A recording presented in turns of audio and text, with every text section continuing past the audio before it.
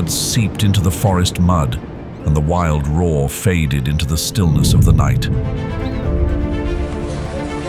The Indo-Chinese tiger continues to be stripped of its skin and bones for illegal trade on the black market. The saltwater crocodile once came close to disappearing entirely due to being hunted for its skin, which was used to craft luxury goods. Southeast Asia. The kingdom of green forests is slowly losing its last rulers if poachers do not stop. Despite relentless hunting and the harsh blows of climate change, nature has never stopped fighting to survive.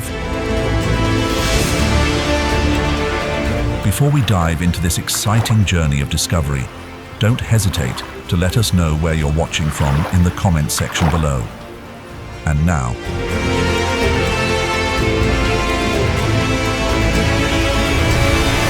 welcome to Southeast Asia, the hidden kingdom of the jungle beasts.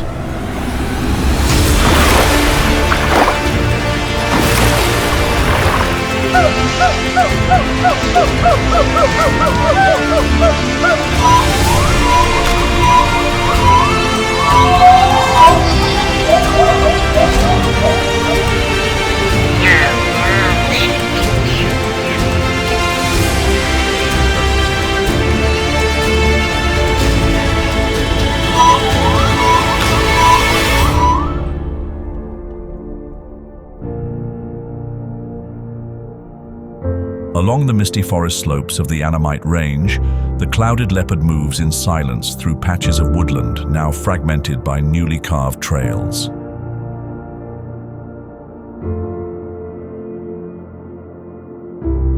In the damp lowlands, packs of dhole have become separated after the last forest fire of the dry season. The Asian elephant roams across lands transformed into plantations, standing at the edge where old forest meets electric fence. A Komodo dragon lies motionless, waiting for prey beneath the scorching 42 degrees Celsius heat along the coastal plains of Nusa Tenggara. These are signs of an ecosystem losing its balance. The dry season stretches longer, flash floods arrive earlier, and wildfires spread over 30% more land each year. As species lose their habitats, they don't just vanish from the wild, they take with them the stability of the entire web of life. Southeast Asia lies in the southeastern part of Asia, encompassing 11 countries: Vietnam, Laos, Cambodia, Thailand, Myanmar, Malaysia, Singapore, Indonesia, the Philippines, Brunei, and Timor-Leste. A region as complex as it is dynamic, where nature both gives life and pushes it to its very limits. Stretching roughly from 28 degrees north to 10 degrees south, Southeast Asia is bordered by the Indian Ocean and the Pacific Ocean, where the rhythm of tropical humid climate is shaped year-round by the sweeping patterns of monsoon winds.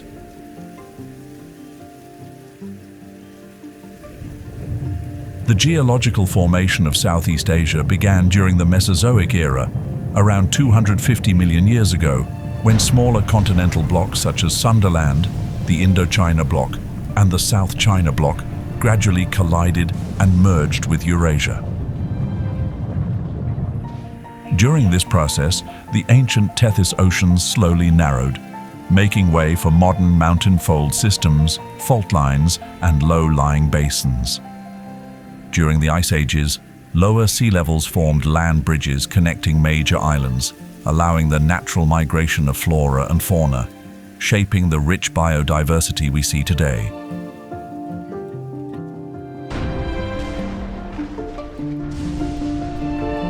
Southeast Asia is home to more than 750 volcanoes, with around 125 still active, most of them located in Indonesia, a country situated along the Pacific Ring of Fire.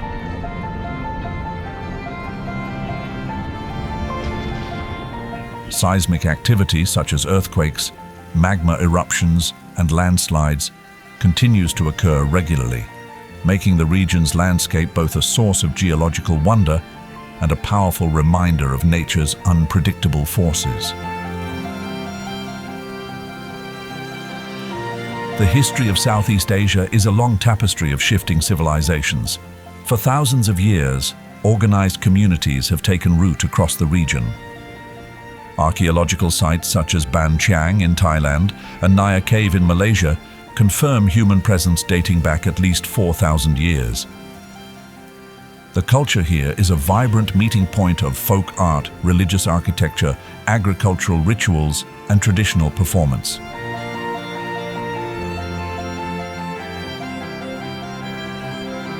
From wayang kulit in Indonesia, to royal ballet in Cambodia, to water puppetry in Vietnam, festivals like Thai Pusam, Vesak, Hari Raya Aidilfitri, Tet, and Songkran reflect a spiritual rhythm deeply tied to the seasons and the lunar cycle.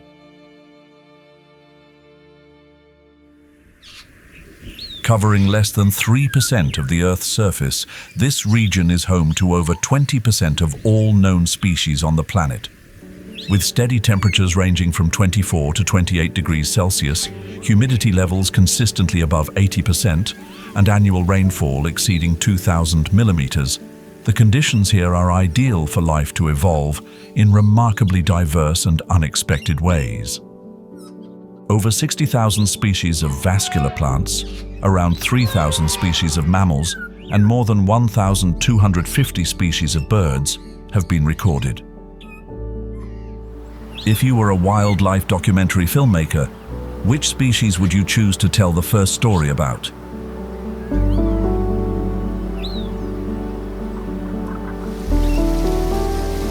As headwater streams begin to trickle down mist-covered slopes, life opens a new chapter at elevations above 1,000 meters.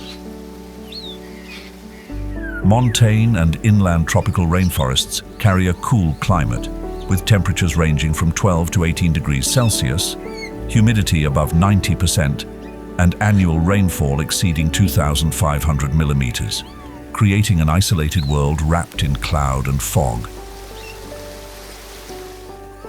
Montane rainforests don't just catch the rain, they help create it.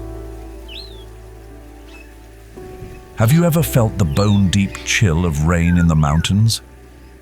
Share your experience in the comments below.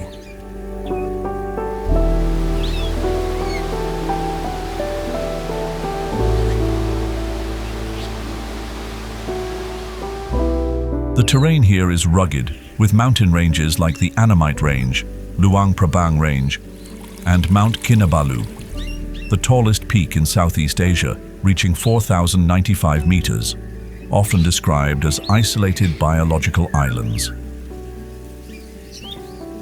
It is this isolation, combined with a stable climate, that has led to a high rate of endemic species.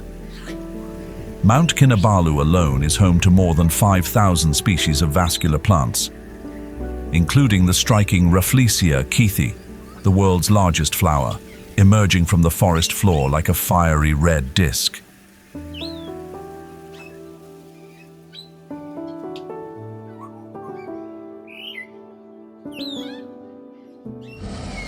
In the folk traditions of Laos and Thailand, the king cobra is not only a mysterious creature, but also a sacred symbol, believed to embody the spirit of the forest and the raw power of nature.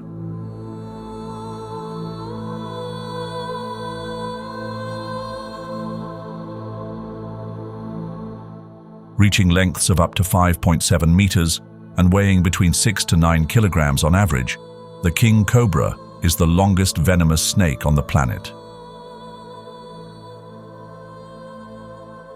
Its flexible rib structure not only aids in movement, but also helps form the cobra's signature hood, a striking display of presence and warning. When sensing a threat, the king cobra can lift up to 1/3 of its body off the ground, flare out its neck by spreading its ribs sideways, and release a deep, drawn-out hiss that echoes like a low drum roll through the forest.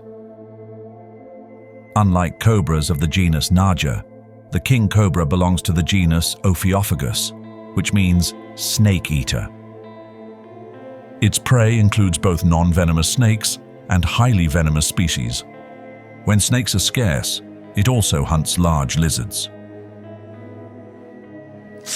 The king cobra is not only a ground-dwelling creature, it can also climb trees and swim through water with ease.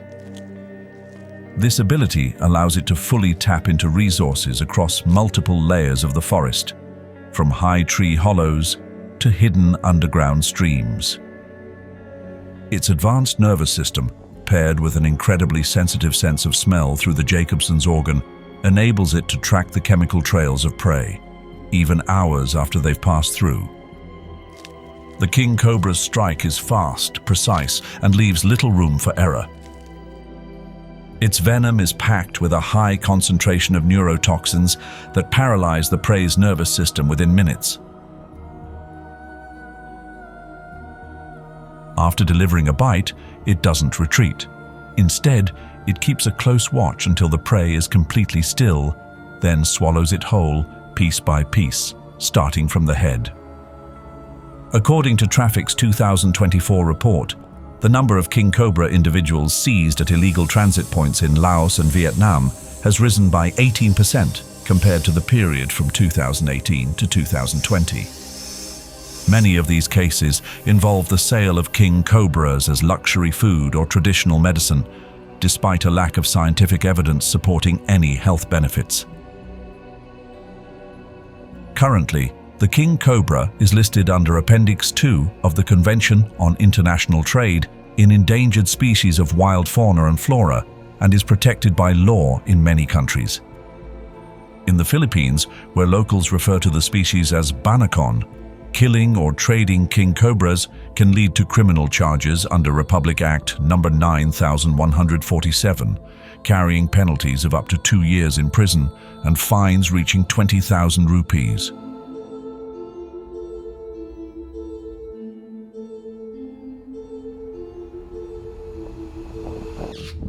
Hidden among the misty upper layers of the forest, where every step sinks into damp earth and decaying leaves, the clouded leopard moves like an ancient spirit of the wild.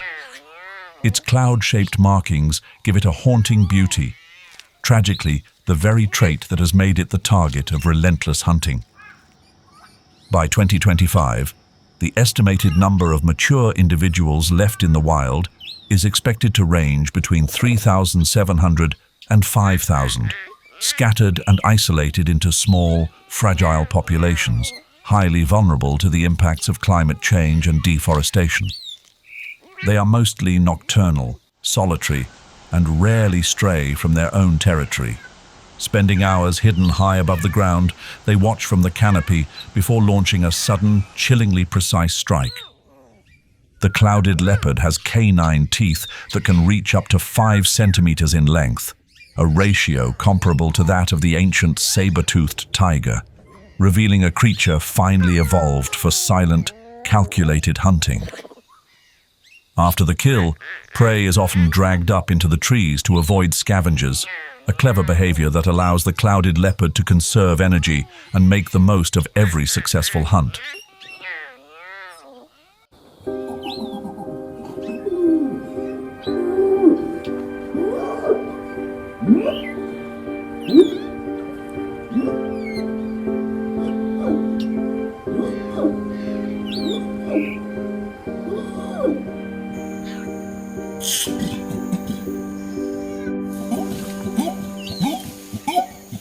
Amid dense forest canopies draped in moss and tangled vines, the Sumatran orangutan continues its quiet but determined journey of survival. In the tropical montane and inland rainforests of Sumatra, where elevations range from 600 to 1,200 meters, this great ape moves slowly, powerfully, and with extraordinary care.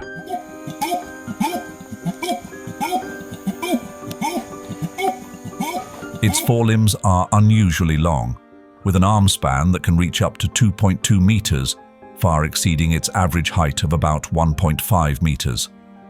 When standing upright, Its arms hang close to the ankles, offering perfect balance as it navigates the narrow, towering branches of its forest home. Their signature reddish-orange coat not only makes them stand out against the green canopy, but also serves as effective insulation in the cool, damp climate of highland rainforests.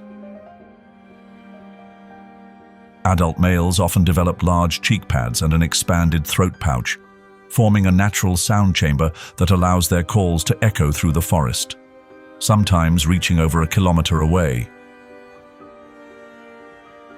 These deep, resonant calls mark territory and attract mates, cutting through the complex three-dimensional space of the tropical forest canopy. Unlike many other primate species, the Sumatran orangutan lives mostly alone. The strongest and most enduring bond in its life is the relationship between mother and child, a connection that lasts for many years and represents one of the longest reproductive cycles in the mammal world. This trait makes population recovery incredibly slow, especially as they face growing threats from human activity.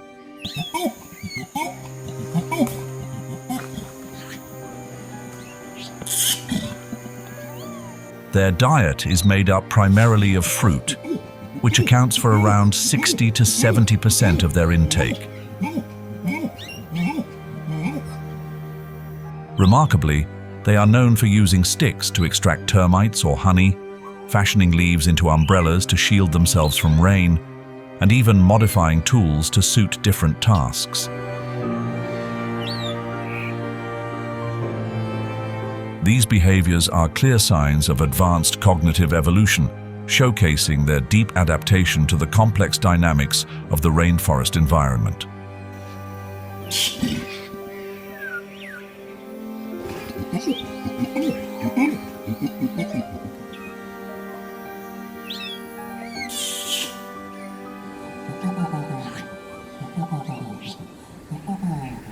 As the first light of day slips through the dense canopy of Southeast Asia's tropical rainforest, a sound echoes like the beat of a bronze drum across the valley, awakening all forms of life.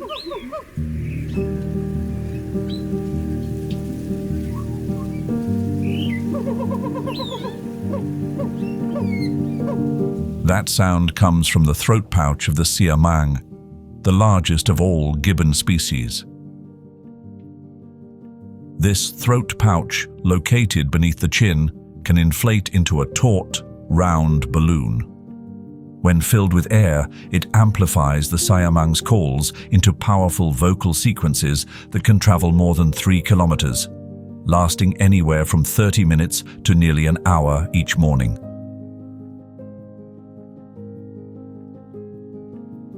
These sounds roll across the densely forested hills, reaching the treetops like a wave, serving both as a declaration of territory and a clear warning for other groups to keep their distance. The siamang's second and third toes are partially fused, a unique adaptation that helps it grip slippery branches coated with rain and mountain mist. At night, unlike many birds or other primates that build nests, it sleeps in an upright position, arms wrapped around its knees, head resting between its legs, the entire body curled into a quiet, compact pose. This posture helps retain body warmth while minimizing visibility in an environment where every sound or movement could draw unwanted attention.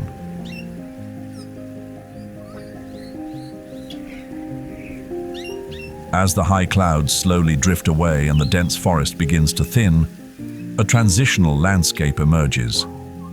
Upland grasslands, hill forests, and savanna ecosystems, stretching across Southeast Asia at elevations from around 500 to 1,200 meters.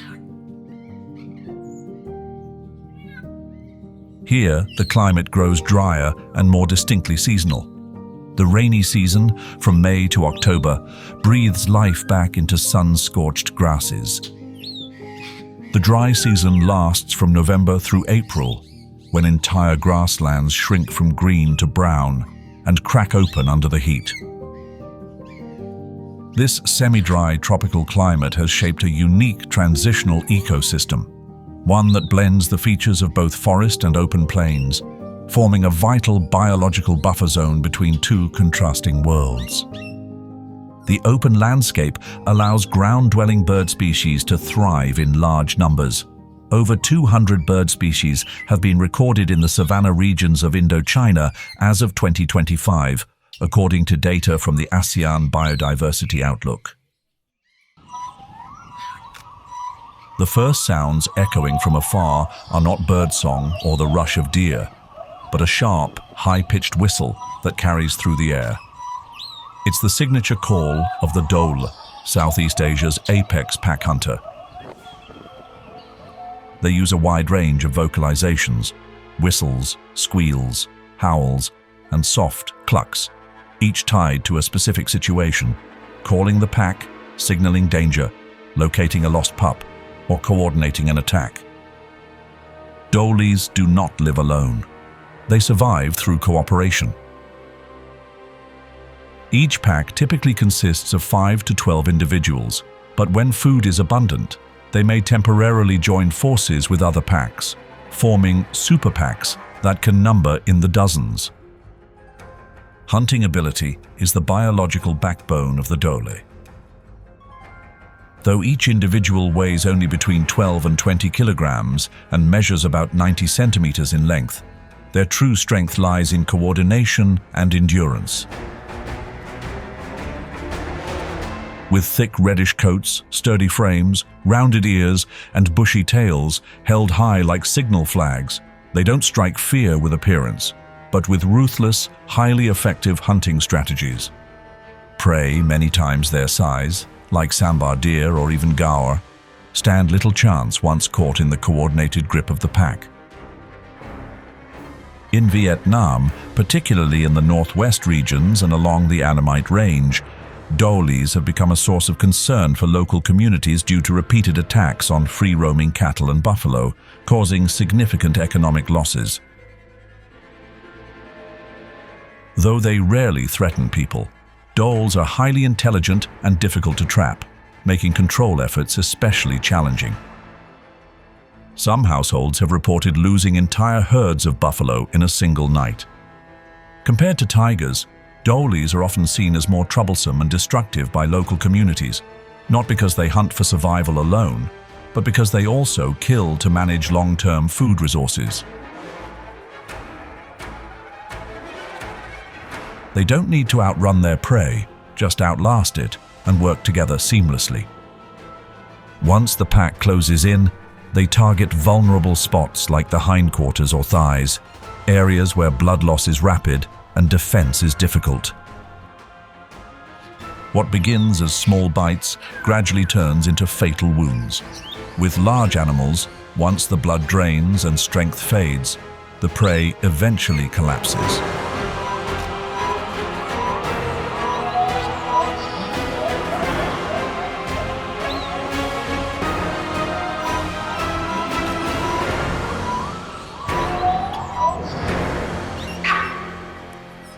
In the fragile stillness between ecological layers, the sambar appears as a balanced presence, neither as imposing as the wild gaur, nor as elusive as the predators that stalk the shadows.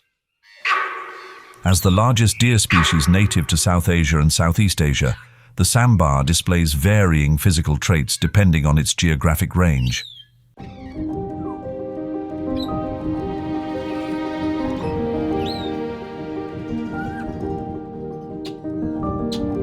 Its distribution stretches across protected areas like Hoi Kakeng in Thailand, Mondulkiri in Cambodia, and Cat Tien and Yok Don in Vietnam.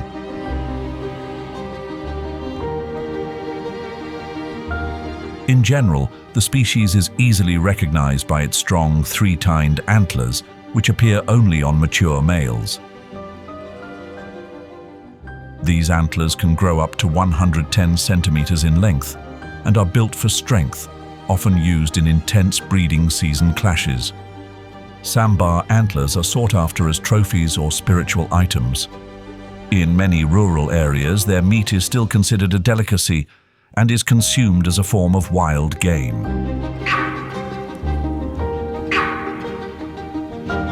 As a common prey of the Indo-Chinese tiger and the saltwater crocodile, the sambar remains in a heightened state of alert while feeding or resting. Threats can come from both the deep forest and the water's edge. Unlike the gaur, which may stand its ground against predators, the sambar relies heavily on its ability to detect danger from a distance, then slips away into dense terrain or plunges into flooded areas, places that often pose a challenge for larger predators.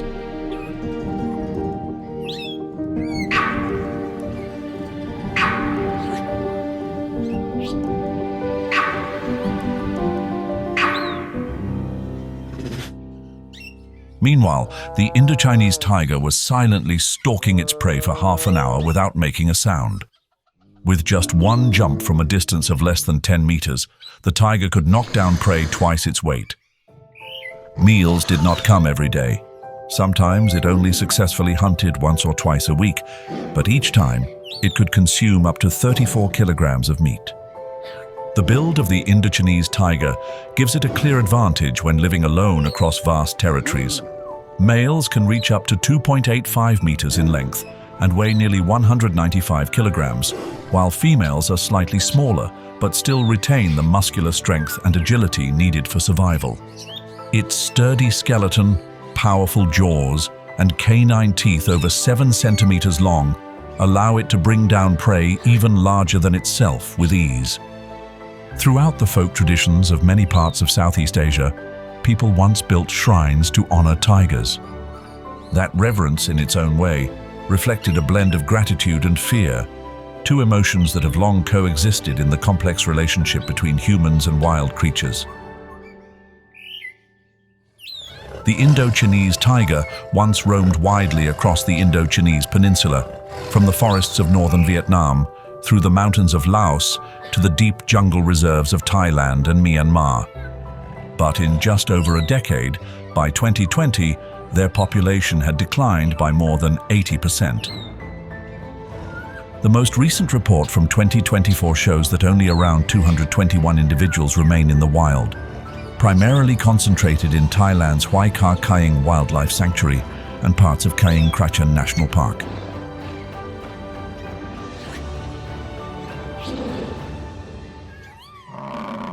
As the roar of the Indo-Chinese tiger fades into the dense forest canopy, a different rhythm begins to emerge from across the grasslands.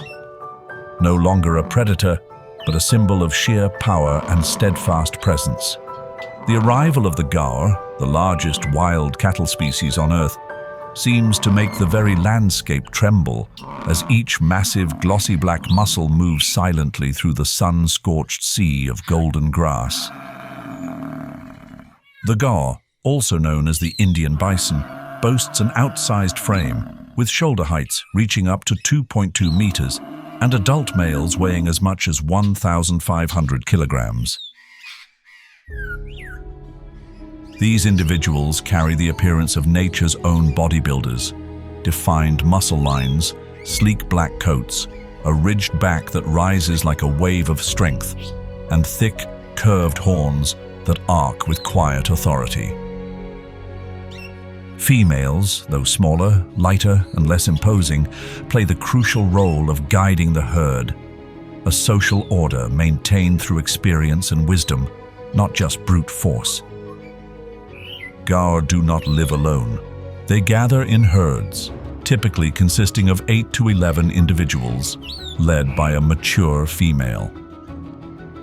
During the breeding season, which lasts from December to June, solitary males rejoin the herd in search of mating opportunities, then return to their solitary lives deep in the forest. Gaur calves must learn to stand and run within hours of birth, as predators like the Indo-Chinese tiger, leopard, or dhole often lurk nearby, ready to take advantage of even the smallest moment of vulnerability. Gaur primarily feed on grasses, leaves, tender shoots, and certain types of soft bamboo, with a daily intake that can reach up to 50 kilograms. They usually forage in the early morning and late afternoon, when the tropical heat begins to ease. Their ideal habitat includes dense hill forests with open grasslands, located near fresh water sources and far from human activity. Despite their massive size, gar are far from slow. When threatened, they can charge with surprising speed, wielding their horns like blunt weapons of bone and keratin, both for defense and to assert dominance. A well-placed blow from a gar's head or horns can inflict serious injury, even on top predators. This makes many adult Indo-Chinese tigers think twice before targeting a full-grown gar. In moments of danger, the herd instinctively tightens its formation. Calves move to the center while the adults form a protective ring around them. It's a natural strategy, almost hardwired into their blood. Within the natural food chain, the gaur holds the role of a species of ecological influence, as its presence impacts both sides, from top predators like tigers and leopards to the vegetation and forest soil. This has been documented in certain forests of India, where the disappearance of gaur populations led to unchecked growth of invasive grasses and shifts in local plant structure. Today, conservation efforts are gaining momentum across Southeast Asia. Initiatives such as deploying camera traps, training local rangers, designating and protecting key habitats, and implementing community education programs are all being carried out in parallel.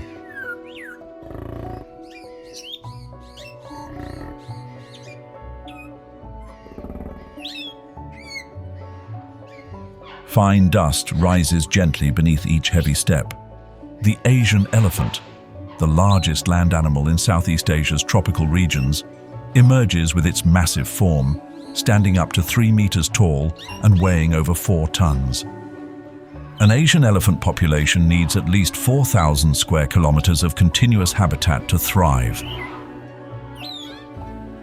But today, that habitat is being fractured by roads, plantations, settlements, all creating deep cracks in the space they call home.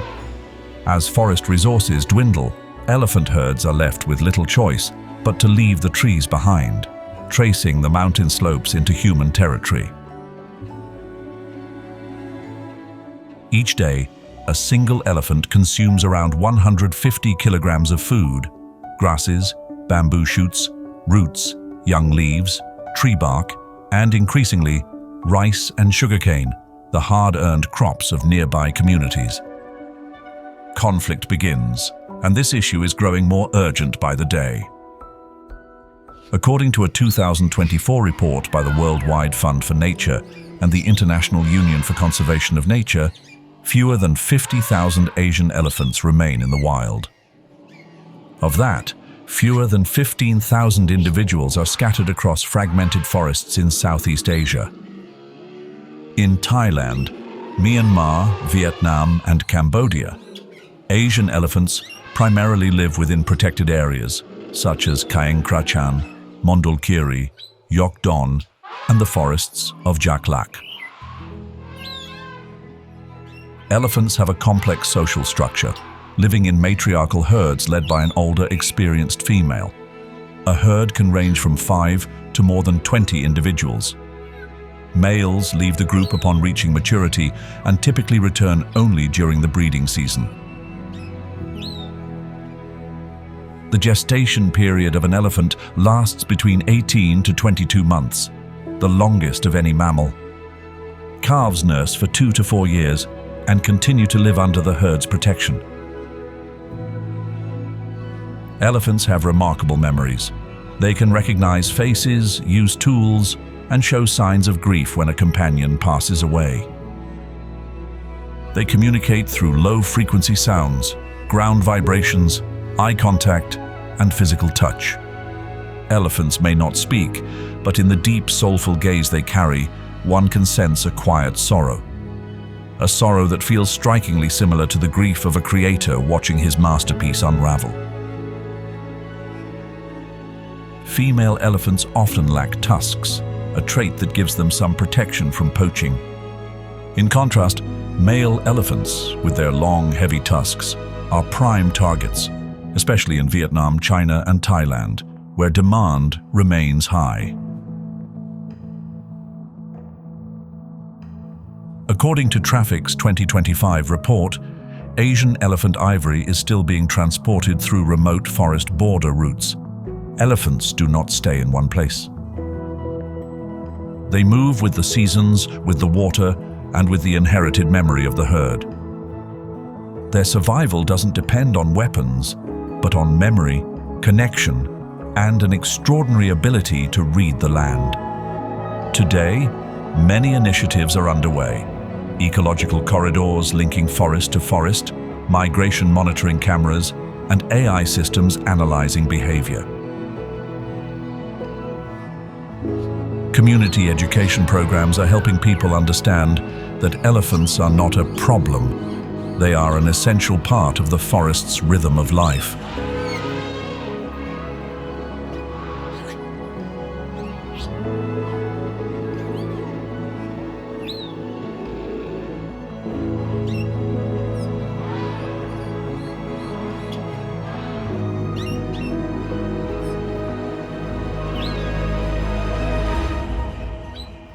In the early morning mist blanketing the grasslands, as the sounds of insects and forest birds begin to fade, life carries on in a different rhythm, quieter, colder. As the longest snake in the world, reaching lengths of up to 10 meters, the reticulated python impresses not just with its size, but with the striking diamond mesh pattern running along its back, a natural design as intricate as it is iconic.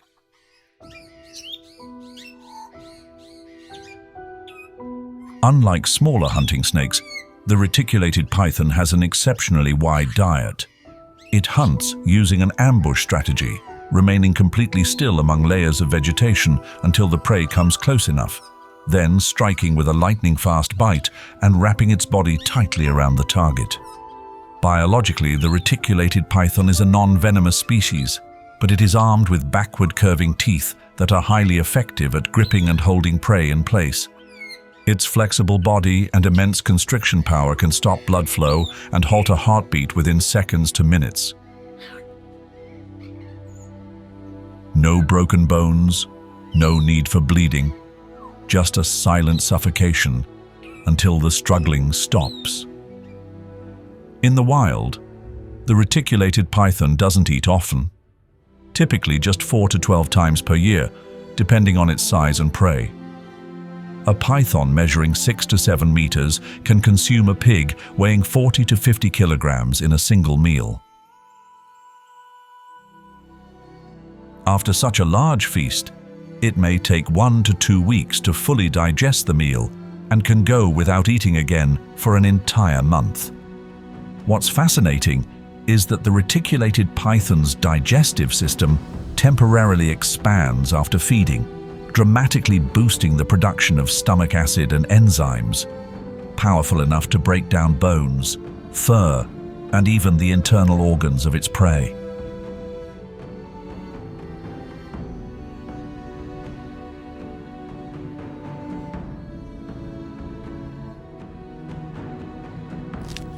The biodiversity of Southeast Asia goes far beyond hosting the world's longest snake. On the Lesser Sunda Islands of Indonesia, another creature, equally ancient in appearance, moves slowly across the parched red earth. It is neither swift nor showy, yet each step leaves the imprint of a living legend. This is the Komodo dragon, the largest lizard on Earth, a steadfast remnant of the dinosaur age that still walks among us today. This creature can grow up to 3 meters long and weigh over 140 kilograms, its body clad in rough gray skin, reinforced by thousands of tiny bone fragments just beneath the surface, forming a natural suit of armor that makes it look both ancient and almost untouchable. With a large head, piercing eyes, serrated hook-shaped teeth like surgical blades, and a forked tongue that constantly sweeps the air for scent, it is built for precision. Chemical sensors on its tongue allow it to detect the scent of carrion from up to 10 kilometers away, a rare ability in the reptile world. With no competing predators and an abundance of prey, they have gradually risen to become the dominant ecological force in their environment. Even so, the Komodo dragon doesn't rely solely on chasing down prey. Much of the time, it plays the role of scavenger. Its keen sense of smell allows it to detect carcasses within a radius of several miles. When the opportunity arises, it can take down a Timor deer, wild boar, or even a young water buffalo with a single deep, swift bite. That bite doesn't need to be immediately fatal. The Komodo dragon's saliva contains a mix of enzymes that weaken and infect soft tissue, along with a unique anticoagulant compound that prevents the blood from clotting. Even if the prey escapes, it often collapses hours or even days later from exhaustion and blood loss, and the Komodo dragon will track it relentlessly until it falls. They possess up to 60 sharp, curved, serrated teeth, remarkably similar to those of a shark. Hidden beneath thick gums, these teeth are never fully exposed, giving the Komodo dragon's mouth a deceptively plain appearance while concealing an incredibly dangerous attack mechanism. Once it bites, its strong jaw and powerful neck muscles allow it to tear off large chunks of flesh without dragging out the struggle. After feeding, it digests nearly the entire body of its prey. Indigestible parts like horns, claws, fur, or small bones are later regurgitated as compact pellets, much like an owl. The Komodo dragon can consume an amount of food equal to 80% of its body weight in a single meal. Thanks to its slow metabolic rate, it can survive for weeks or even months on just one full feeding. This adaptation is perfectly suited to the semi-arid island environments it inhabits, where prey is scarce and vegetation is sparse. Another remarkable discovery is the Komodo dragon's ability to reproduce through parthenogenesis. In the absence of a male, a female can still lay viable eggs without fertilization. This phenomenon was first confirmed in 2006 and has continued to be documented in captive environments through 2023. In 2025, according to the Komodo Survival Program and the International Union for Conservation of Nature, the total number of Komodo dragons in the wild is estimated at around 3,100 individuals, primarily concentrated within Komodo National Park and parts of the coastal areas of Flores Island. Although they live within protected zones, they still face the risk of population decline due to climate change, particularly rising sea levels, which threaten their shoreline nesting habitats. Amid a harsh and arid landscape, where survival is measured in drops of water and slivers of shade, the Komodo dragon endures as a vivid, living memory of the ancient natural world. It has no dazzling scales, no calls, no lightning speed, yet it stands as a symbol of resilience and absolute adaptability.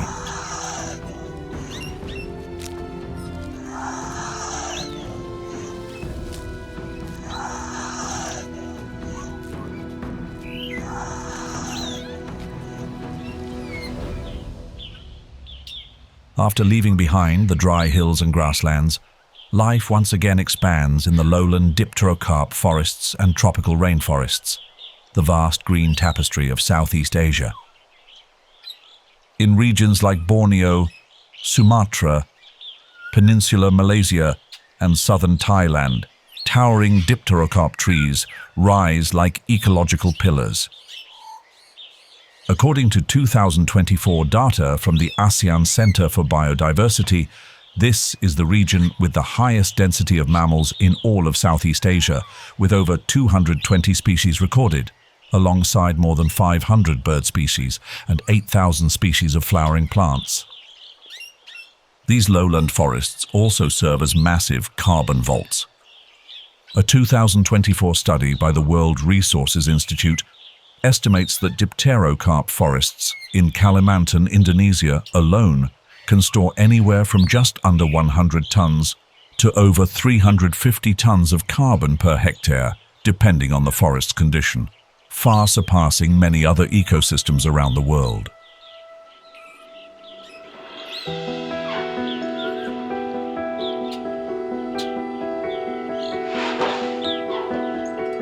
Amid the lowland wetlands, the Sumatran elephant carries the ancient memory of the forest as it quietly moves forward. Not as large as its mainland relatives, the Sumatran elephant has a smaller build, measuring about 6 meters in length, standing up to 3.2 meters tall, and weighing between 2 to 4 tons.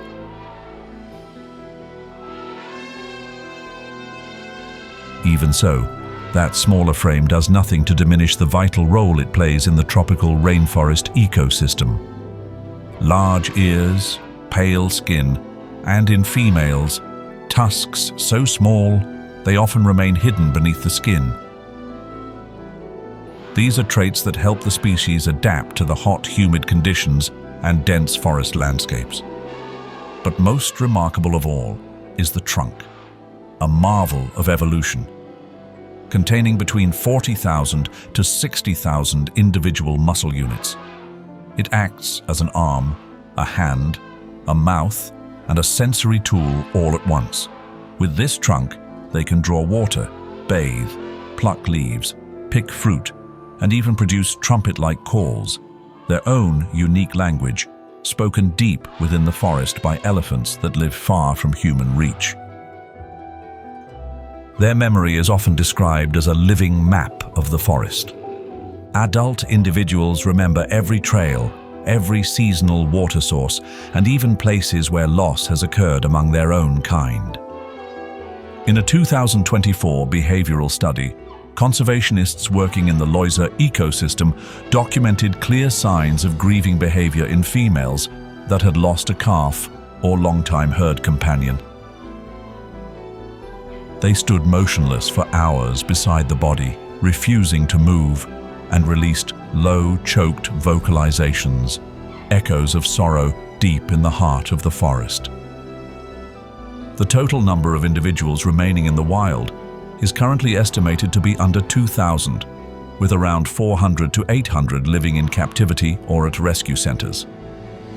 In certain areas like Way Kambas and Bukit Tigapulu, elephant densities have dropped to alarming levels, fewer than 0.1 individual per square kilometer, far too low to support natural regeneration without genetic intervention. The inability of elephants to migrate between isolated forest patches has led to an increasing risk of inbreeding, which in turn threatens genetic health and reproductive viability. Herds are raiding farms because migration corridors have been cut off, while local communities view elephants as threats to their livelihoods. This situation causes harm on both sides and places elephants in a state of biological insecurity, where their natural behaviors are labeled as dangerous. Projections from the International Union for Conservation of Nature warn that if the current rate of decline goes unchecked, the Sumatran elephant could vanish entirely from the wild within the next 30 years. As the last light of day brushes against the thinning forest canopy, the silhouette of an elephant reaching its trunk skyward for a tender branch appears, like a gentle stroke of color in a landscape growing ever more fragile.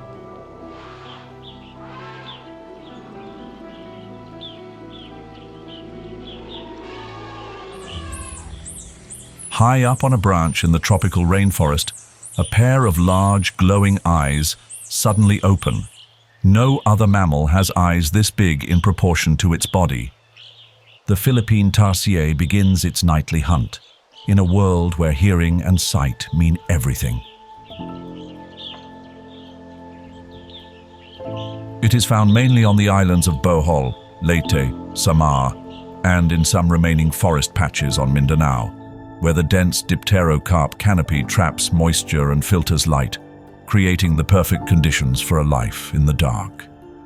This tiny creature weighs only about 140 grams, yet inside it holds a finely tuned nervous system and an exceptional hunting ability rarely seen among primates. Its eyes are so large they cannot move within their sockets, so its head has evolved to rotate 180 degrees, allowing it to look behind without turning its body. Each head movement is smooth, precise, and so silent that it doesn't even disturb the branch it clings to. Its elongated leg bones, especially the ankle bones, are the foundation of its astonishing leaping ability, allowing it to spring from branch to branch across distances up to 40 times its body length. Unlike many other primates, the tarsier doesn't use its tail to grasp branches. Instead, it relies on its slender, hairless tail for balance and mid-air steering. Each jump is a precise ambush aimed at an unsuspecting cricket, beetle, or caterpillar clinging to a leaf surface. The Philippine tarsier lives alone or in very small groups, usually only coming together during the breeding season or when a mother is caring for her young. As the only fully carnivorous primate, the Philippine tarsier relies entirely on night vision and ultra-sensitive hearing to locate its prey. Unlike many other nocturnal animals, it doesn't use scent to hunt. Instead, it detects micro-movements and low-frequency sounds, sometimes beyond the range of human hearing. Surprisingly, its communication happens on an ultrasonic frequency, a discovery made in 2012, revealing that this species can send signals undetected by predators, adding a layer of stealth to its already secretive lifestyle. According to the 2025 update from the Philippine Tarsier Foundation, only between 5,000 to 10,000 individuals remain in the wild, and much of their natural habitat has been severely fragmented. The capture of tarsiers for use as pets or tourist attractions continues to worsen their already declining numbers. With thin skulls, highly sensitive nervous systems, and a naturally timid, easily stressed temperament, tarsiers often react in extreme ways to strong external stimuli. When kept in captivity, exposed to camera flashes, or touched by humans, they may repeatedly strike their heads against enclosure walls, leading to internal bleeding and, in many cases, death. They are one of the few primate species known to exhibit self-harming behavior in captivity, a powerful indication of their deep biological connection to the natural rhythms of the forest.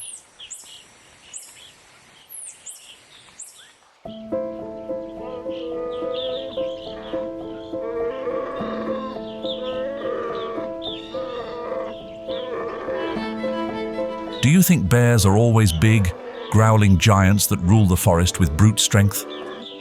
Now imagine an entirely different version. Small, silent, and nearly invisible among the dense layers of Southeast Asia's tropical rainforest canopy. This is the sun bear, the smallest bear species in the world, yet one that carries a survival resume impressive enough to make any creature think twice. The sun bear has a compact build, with a body length of just 1 to 1.2 meters, and a weight ranging between 27 to 65 kilograms. Against its short, coarse black fur stands a distinctive, unmistakable mark. A crescent-shaped patch of orange-yellow fur on its chest, like a tiny sun, uniquely patterned for each individual. It's from this image that the sun bear earned its poetic nickname, the honey bear. With strong limbs and long, curved claws, the sun bear moves confidently on the forest floor, but it's also a skilled climber, like a true athlete of the trees. They often build sleeping nests high up in the canopy, anywhere from 2 to 7 meters above ground, safely out of reach from dangers below, and warmed by patches of sunlight. Their habitat, the tropical rainforests, is rich in humidity, layered in ecological complexity, and teeming with insects, fruits, and rotting tree trunks filled with honey. And for this unique little bear, it's nothing short of paradise. To survive in a place as enchanting as it is unforgiving, the sun bear has evolved an unexpected weapon. A tongue that stretches 20 to 25 centimeters long, thin, flexible, and capable of slipping into cracks in rocks, rotting logs, or deep beehives to lap up honey, ants, and termites.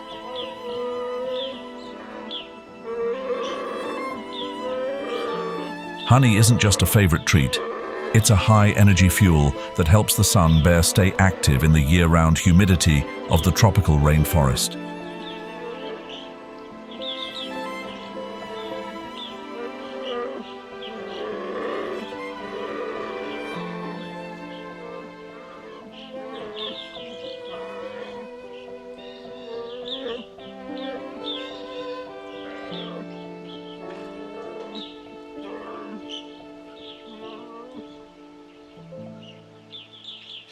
Amid the dense forest canopy, a sharp, high-pitched call rings out, an eerie introduction to something wild and wonderful.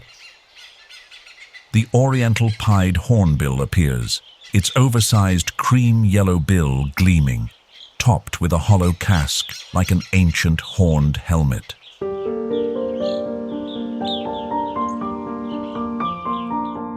This unusual beak has turned the bird into a living emblem of the untamed and mysterious beauty of Southeast Asia's tropical rainforests. In the damp, crowded lowland forests, where trees press tightly together, the oriental pied hornbill stands out as the most commonly seen native member of the hornbill family. It spends most of its time flying between large fruiting trees, feasting on ripe figs, wild berries, and other native fruits. Yet it won't pass up the chance to snatch insects, small reptiles, or even the chicks of other birds when fruit is scarce. The breeding strategy of the oriental pied hornbill is one of the most extraordinary stories in the bird world, as if crafted by a divine hand, both intricate and demanding. During the rainy season, the female enters a high tree cavity to lay her eggs, while the male seals the entrance with a wall made of mud and plant fibers, leaving only a narrow slit through which he delivers food. In complete darkness, the female incubates the eggs for 35 to 45 days, living entirely dependent on her mate. When the chicks are feathered and strong enough, they break through the wall, emerging as if from a ritual of rebirth, deep within the heart of the forest.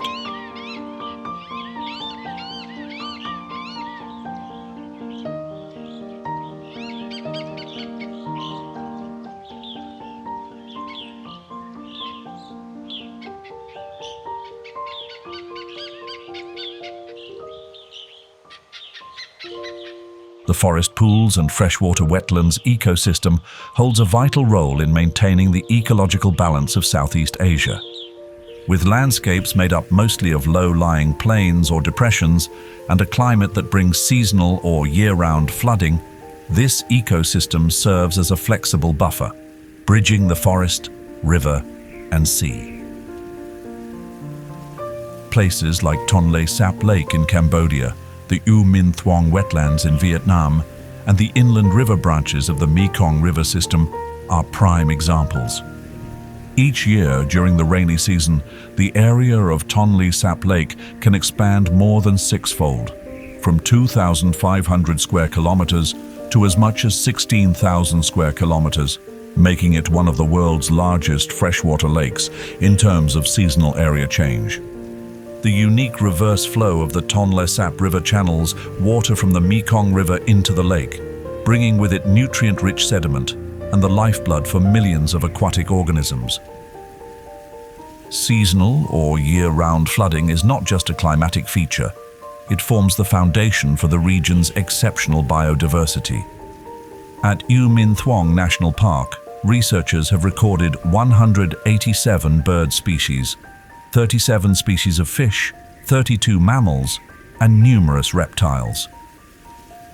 Freshwater wetlands also act as natural water reservoirs, regulating floods during the rainy season recharging groundwater during the dry months and purifying water through aquatic vegetation that absorbs heavy metals and excess nutrients.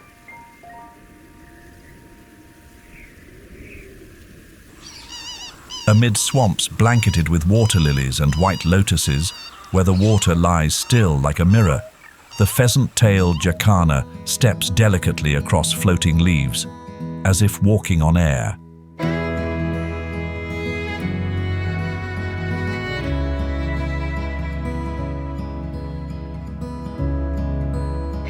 Its unusually long legs, paired with toes that can extend up to 10 centimeters, allow for optimal weight distribution, enabling it to move gracefully atop the leaves without sinking. The plumage of this species changes with the seasons, becoming strikingly vibrant during the breeding period. At its peak from April to August, the male grows long, diamond-shaped tail feathers that can extend over half the length of its body. Combined with a shimmering golden yellow nape, a white belly, and a black back, it creates an appearance that is both elegant and eye-catching. Yet, unlike many other bird species, it is the female pheasant-tailed jacana who holds the dominant role, larger, more brightly colored, and the one who takes the lead in choosing her mates. Have you ever imagined a world in which, among birds, it's the father who takes on the full role of caring for the young? In the case of the pheasant-tailed jacana, the breeding model flips the usual script. The female may mate with multiple males in a single season, while all the responsibilities, nest building, egg incubation, and chick rearing fall entirely on the devoted father. Each male carefully builds his own nest from floating vegetation, patiently incubating 3 to 4 eggs over a span of about 28 days. When water levels rise, he will gently lift the eggs with his beak and relocate them to safer ground. A delicate act, driven by instinct and an unshakable urge to protect. Perhaps it is nature's quiet, masterful design to entrust this small father with the sacred role of preserving life amid a world of drifting water and fragile balance. In the post-hatching stage, the chicks are carefully tended and are able to swim almost immediately after leaving the nest. Their high survival rate is the result of clearly defined role distribution within the group and an impressive ability to migrate quickly to resource-rich wetland areas.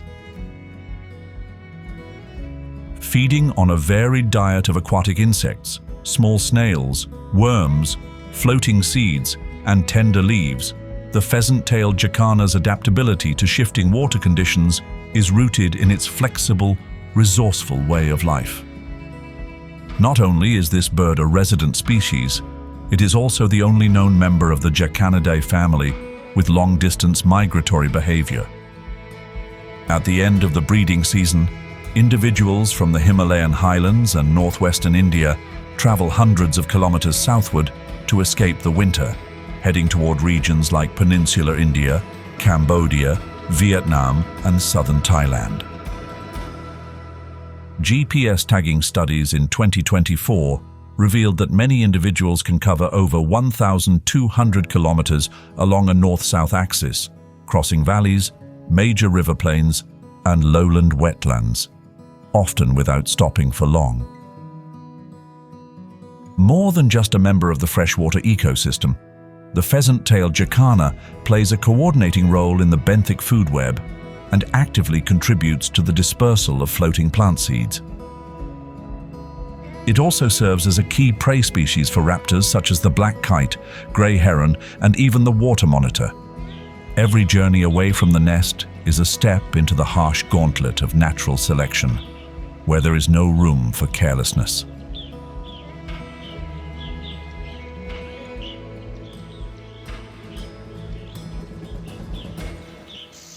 Amid the thin morning mist drifting over the still waters of Southeast Asia's swamps and forest lakes, a long neck suddenly rises, then slips beneath the surface like a snake in the water.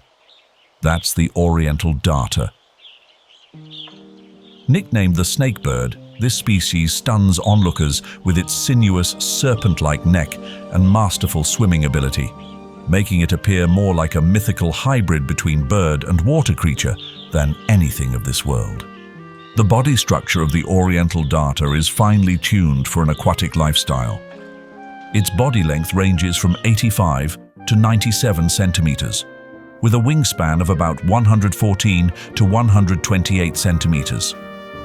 A long, sharp bill acts like a spear, its primary hunting weapon, while webbed feet provide powerful thrust underwater.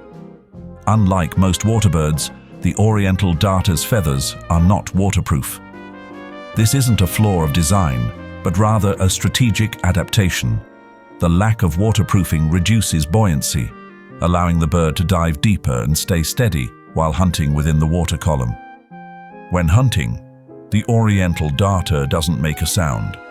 There's no splashing, no chasing. It dives quietly, with only its sinuous neck breaking the surface, moving with the rhythm of the currents. Once a fish enters striking range, the bird's neck springs forward like a coiled spring, driving its sharp beak straight through the prey in a fraction of a second. The fish is then brought to the surface, flicked lightly into the air, and swallowed head first, avoiding the risk of fins or bones catching in the throat. This method is both precise and energy efficient, showcasing the bird's remarkable adaptation to life in freshwater ecosystems.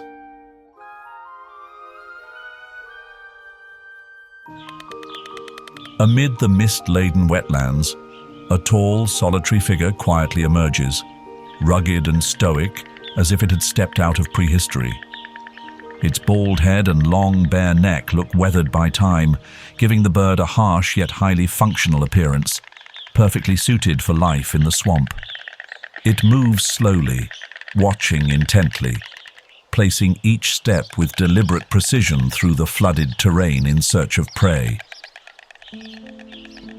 Its large, horn-colored bill, slightly curved, razor-sharp, and long enough to seize unsuspecting creatures crossing into its view, makes it a master of the marsh. The lesser adjutant can be found across countries such as India, Bangladesh, Myanmar, Thailand, Vietnam, Malaysia, Laos, Indonesia, and especially Cambodia, currently home to the largest remaining population. In parts of South Asia, some communities regard this bird as sacred, with its presence even woven into ancient tales from Hindu mythology. Their diet ranges widely, from fish, frogs, reptiles, and large insects to rodents and even carrion. With strong digestion and high resistance, the lesser adjutant can consume food sources that many other species avoid, a vital trait for survival in environments where nutrients are scarce or unpredictable. By feeding on dead animals, they serve as nature's cleanup crew, helping to limit the spread of disease and maintaining ecological balance in the wild. When fresh water from deep forests and inland swamps meets the ocean, it doesn't simply disappear. It creates a magical zone of transition where fresh and salt water merge in an endless tidal dance. This rhythmic rise and fall of water, combined with muddy flats, calm estuaries and tidal inlets, gives birth to mangrove forests and estuarine ecosystems, some of the most vibrant and life-rich coastal landscapes on Earth. Mangrove forests serve as a natural biological shield against storms and rising sea levels. Their intricate root systems slow wave energy, trap sediment, and prevent coastal erosion, a fact clearly demonstrated after the 2004 tsunami, where areas protected by mangrove cover suffered significantly less damage than those without.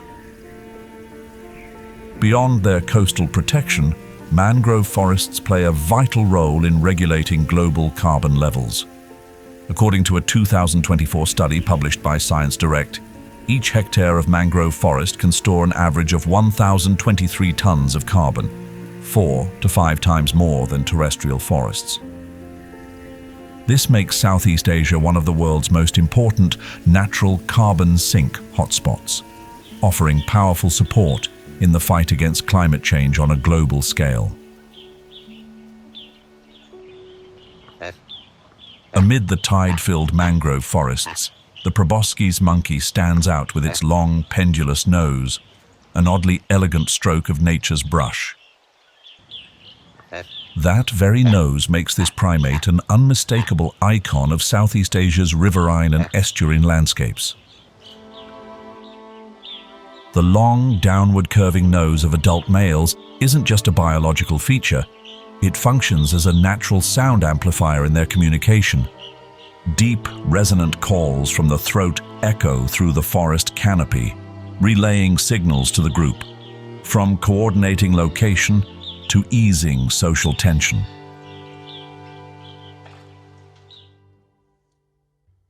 Researchers from the Borneo Primate Research Unit in 2024 found that the larger the nose, the louder and more far-reaching the vocalizations, giving males a clear advantage in attracting mates and navigating the competitive dynamics of reproduction.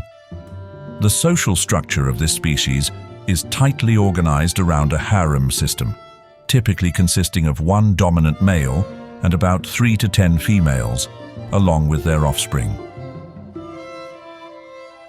Infants under 1 year old, who do not carry the genes of a newly dominant male, are often targeted for removal, a biological strategy aimed at maximizing the reproductive success of the incoming male. This behavior has been repeatedly documented in areas such as the lower Kinabatangan River and Brunei Bay,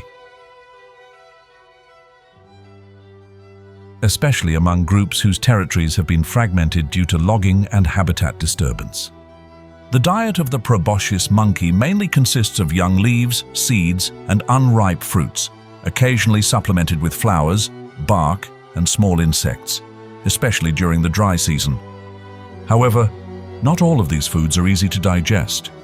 Their stomach is a multi-chambered, fermentation-based system that functions much like that of ruminants, housing symbiotic microorganisms specialized in breaking down cellulose, the main component of leaves. This digestive process requires slow absorption of new food and extended periods of rest after meals. As a result, their consistently swollen belly isn't a sign of illness, but a biological hallmark of adaptation, a visible symbol of how they've mastered their leafy lifestyle. They are far more than just riverbank dwellers. Proboscis monkeys are master swimmers. With partially webbed toes, they can swim across river channels as wide as 200 meters and even dive over 20 meters deep in just a few seconds when threatened. This remarkable ability gives them a crucial edge in evading predators such as the saltwater crocodile. As of 2025, according to updated data from the International Union for Conservation of Nature and WWF Borneo, the wild population of proboscis monkeys is estimated to be fewer than 7,000 individuals. Their decline is primarily driven by habitat loss, caused by the destruction of mangrove forests, dam construction, the expansion of oil palm plantations, and illegal hunting.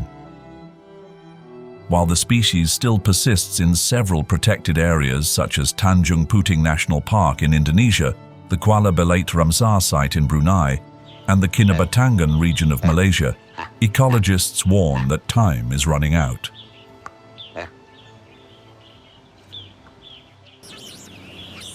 A small fish peeks out from the wet mud, and the water ripples. Something is gliding near. The Asian small-clawed otter has already closed in, not with sharp claws, but with nimble paws and a lightning-fast bite. In the maze of mangrove roots and brackish water, it is the ghost of the tidal forest, where no fish can afford a single careless breath. Measuring only 65 to 94 centimeters in length and weighing an average of 3 to 5 kilograms, the Asian small-clawed otter holds the title of the smallest otter species in the world. Small, but far from fragile. Its lightweight, compact body allows it to slip effortlessly through mangrove root systems, muddy pools, and scattered rocky shores, A dense double coat, an outer waterproof layer and an insulating inner layer, acts as a biological armor, helping it maintain body heat in an environment where water conditions constantly shift. The Asian small-clawed otter forages using its partially webbed front paws and short, highly dexterous claws.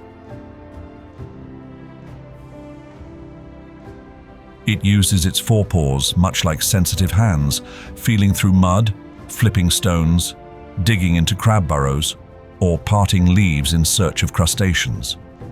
Beneath the mud, its menu includes crabs, snails, clams, small fish, and even aquatic insects or tiny amphibians. A healthy individual can consume up to 20% of its body weight per day, nearly 1.25 kilograms of food, an impressive figure that reflects its high activity level and rapid metabolism. Not only are they clever hunters, the Asian small-clawed otter is also the most socially advanced species among all otters.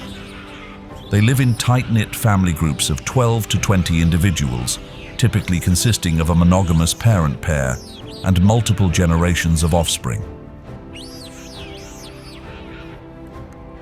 Within each group, members not only share food, but also help care for the young, teach survival skills, and engage in playful interactions, behaviors more commonly associated with higher mammals.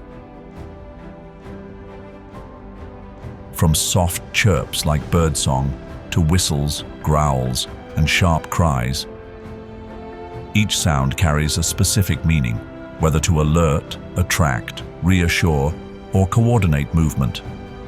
These conversations are the living language of the otter world.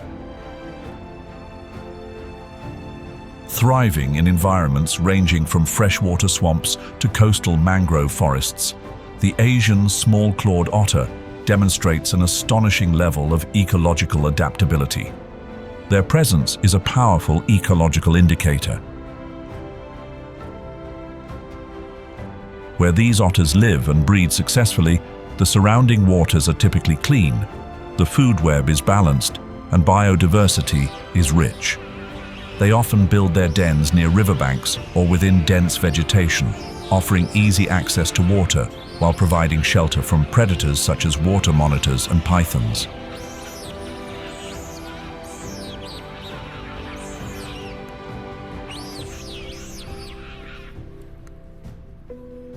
As the first rays of sunlight pierce through the mangrove canopy, the brackish water reflects the silhouette of a creature quietly emerging from the tangled maze of roots. It is the Asian water monitor, the second largest lizard in the world, after the Komodo dragon. With a long, agile body, it glides smoothly through the water, sharp eyes scanning the landscape, ready to begin another day of hunting in the tropical estuarine wilds. The presence of Asian water monitor is a vivid testament to extraordinary evolutionary adaptation. With an average length of 1.5 to over 3 meters and weighing up to 50 kilograms, this semi-aquatic lizard is a muscular creature perfectly suited to life in mangrove-rich environments. Its thick, dark skin, patterned with scattered yellow or cream markings, provides excellent camouflage among the dappled light and shadow of swamp and forest. Their tail, nearly half the length of their body and vertically flattened, acts like a natural rudder, allowing them to glide swiftly through murky waters. Thanks to large lung capacity and precise control over their heart rate, the Asian water monitor can dive and remain submerged for up to 30 minutes, a stealth strategy that lets them hunt without drawing attention. At high tide, when fish and crustaceans scatter with the shifting currents, the Asian water monitor glides silently along the shoreline, patient and precise, then suddenly lunges forward with a powerful snap of its muscular jaws.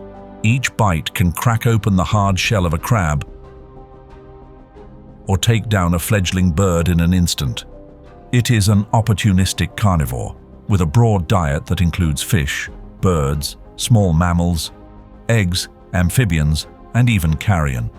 Its forked tongue, much like that of a snake, grants it an exceptional sense of smell, allowing it to detect prey or decaying flesh from impressive distances. Not only are they skilled hunters in the water, but they're also expert climbers. With sharp claws and powerful leg muscles, these lizards can scale tall trees to escape rising floods, raid bird nests for eggs, or simply bask in the sun. Asian water monitor has an extensive range stretching from Sri Lanka and the Indian Peninsula across most of Southeast Asia, all the way to Indonesia. Large populations have been recorded in Thailand, Vietnam, Malaysia, and the Philippines. Breeding typically occurs at the end of the dry season, with nests dug into tree hollows, abandoned termite mounds, or soft earthen banks. Hatchlings emerge fully equipped with essential survival instincts, the ability to swim, climb, and hunt on a basic level. But they remain vulnerable to a wide range of predators, including king cobras, raptors, and even adult monitors of their own species. The low survival rate makes every adult individual critically important in maintaining ecological balance within their habitat.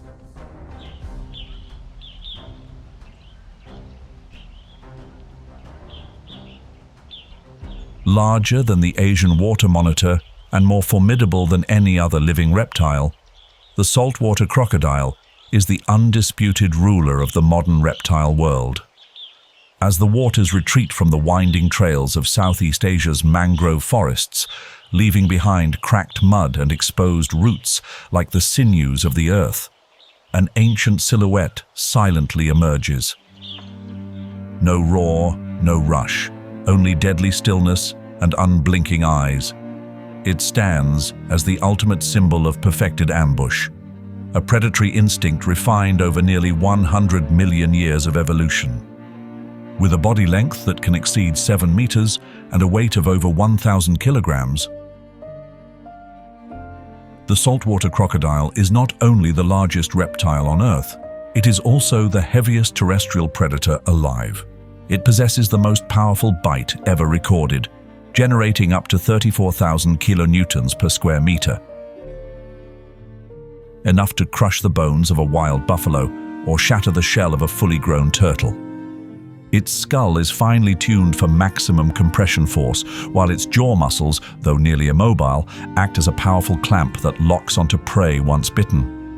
Lacking chewing ability, it uses a violent twisting motion to tear apart its prey, then swallows each piece cleanly and efficiently. The ideal habitat for the saltwater crocodile is the ever-changing brackish environment of tidal estuaries and mangrove swamps.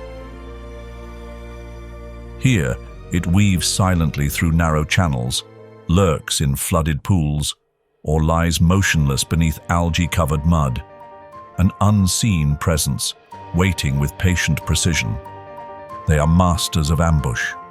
With eyes positioned high on the skull and nostrils that can seal shut, they surface just enough to see and breathe, remaining nearly invisible.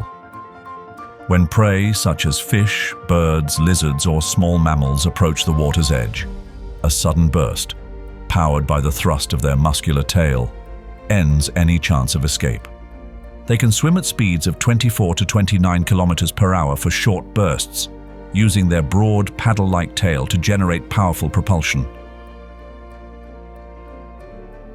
On land, despite their bulk, they can charge at speeds of up to 10 kilometers per hour. Remarkably, they also possess the ability to migrate across open ocean. Studies conducted in the waters off northern Australia and the Micronesian archipelagos have documented saltwater crocodiles traveling hundreds of kilometers by sea, navigating using Earth's magnetic field and conserving energy by drifting with ocean currents. Biologically, they are among the longest living reptiles. With a lifespan ranging from 70 to 100 years, female saltwater crocodiles begin reproducing around the age of 10 to 12. Each season, they lay between 40 and 70 eggs in nests made of decaying vegetation and mud along riverbanks, where the nest's temperature determines the sex of the hatchlings. Cooler temperatures produce females, Warmer temperatures produce males. The female guards the nest throughout the incubation period, ready to confront any threat, including rival males or predators like monitor lizards. Still, only about 1% of hatchlings survive to adulthood, as many fall prey to birds of prey, large fish, or even other crocodiles. In the natural food chain, saltwater crocodile is a true apex predator. Its presence helps regulate populations of various species, from fish to mammals, preventing overpopulation within the mangrove ecosystem. By removing the weak or aging individuals, the saltwater crocodile contributes to maintaining genetic health and ecological balance among prey species. With a range stretching from the eastern coast of India through Myanmar, Thailand, Malaysia, and Indonesia to Papua New Guinea and northern Australia, the saltwater crocodile holds the distinction of having the widest natural distribution of any living reptile today. Their perceived threat to humans is undeniable. With lengths exceeding 6 meters and a bite force far surpassing that of lions or great white sharks, any uninformed or careless approach can result in fatal consequences. Yet the continued presence of crocodiles in an estuarine zone is a powerful sign. It means the ecosystem is still complex and intact enough to support an apex predator at the top of the food chain. In only 2024, Indonesia recorded the loss of more than 261,575 hectares of primary and secondary forest, according to a report by the non-governmental organization Auriga Nusantara. Alongside the expansion of industrial shrimp farming, coastal infrastructure development, and water pollution, the area of mangrove forests in the region has declined by over 30% since 1980. Regions such as the Mekong Delta and the coastal zones of peninsular Malaysia are now witnessing an unprecedented rate of forest loss, as noted in the 2024 consolidated report by the United Nations Environment Programme. When ancient forests are no longer whole and nature is fragmented by short-term gain, the signs of extinction draw near. According to the 2024 IUCN Red List, the number of mature dholes has dropped to fewer than 2,500 individuals, with extremely low population densities across Myanmar, Laos, Thailand, Malaysia, and the midland forests of Vietnam. Saltwater crocodile populations once faced near extinction during the 20th century due to commercial hunting, as their hides were sought after for luxury goods and heavily exploited. Poachers have been willing to trade the lives of 25 clouded leopards for a single fur coat sold at sky-high prices on the black market. According to the ASEAN Biodiversity Center in 2024, among the 1,200 species listed under the Convention on the Conservation of Migratory Species of Wild Animals, half have been found to have declining populations, and 1 in 5 is currently threatened with extinction.